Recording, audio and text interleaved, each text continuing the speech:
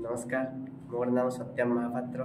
मु सुदूर मालकानगिरी आसी अच्छी मु मम स्कूल इंस्टीट्यूशन रे आसी पाठ पढ़ी 21 दिन कोर्स करी तापर मोर अनुभूति कहवाक चाहूँगी। एबे गोटे मास गला खरा छुट्टी गला।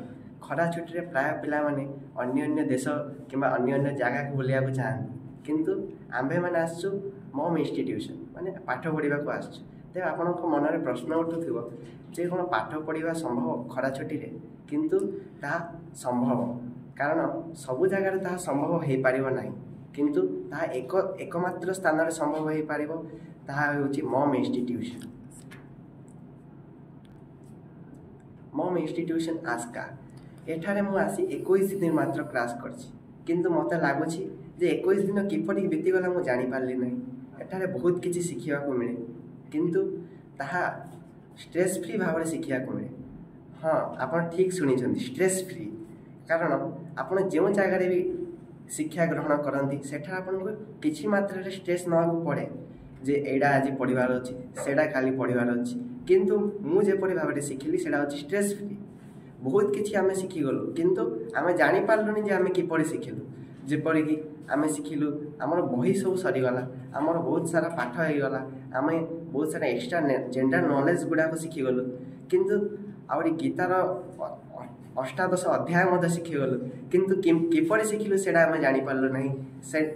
सेतिकी संभव हो पारिछि आमर बड़ सार आशीर्वाद जोगु, कारण ताहांको आशीर्वाद बिना आमे किछि नुह। ताहांको आशीर्वाद जोगु आमर मन स्थिर हो पारिछि, आमर मन एकाग्र हो पारिछि, तेणु आमे एही सब शिखि पारिछु।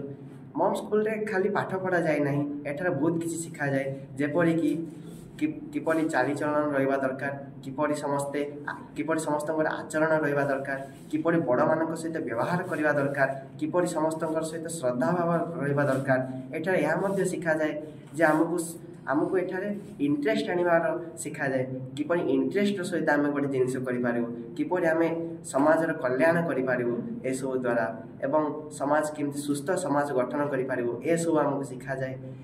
एठाकू आसवा जो मु निजक धन्य मन करछि, कारण मु प्रथमे भावुथिली जे एठाकू गले कौन हम। खरा छुट्टी रे तो प्राय पिला भावती जे सेमाने केउठाकू भी सेमाने बुलिया को जीवा को चाहती, किंतु किए भी पाठ पढ़ा को चाहती, किंतु मु भी सही परि जने छात्र थिली। किंतु एठाकू आसिया परे मोर चिंताधारा संपूर्ण रूपे बदली गला, एवं एबे मु बहुत खुशी मन करुछि एवं यह संभव हो पारिछि आमर बड़ सार जो जी कि आमको आशीर्वाद करी एपरि आमको गठन कर गठित कर जो आम आज एठारे छिड़ा हो पारिछु।